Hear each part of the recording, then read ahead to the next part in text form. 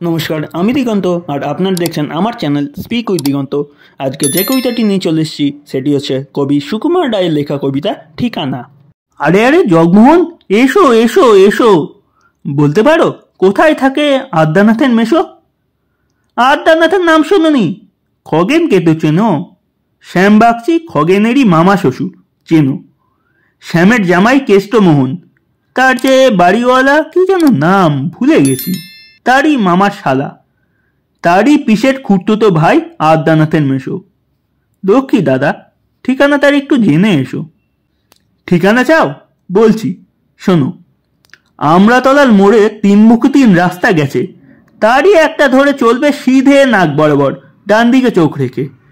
চলতে চলতে দেখবে শেষে রাস্তা গেছে বেঁকে, দেখবে সে তাই ডাইনে বাঁয়ে পথ গেছে কত, তারই ভিতর ঘুরবে খানিক গোলক ধাঁধার মতো।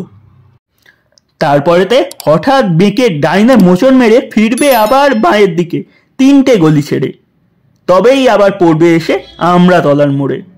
তারপরে যাও যেথায় খুশি, জ্বালিয়ে না কোমরে।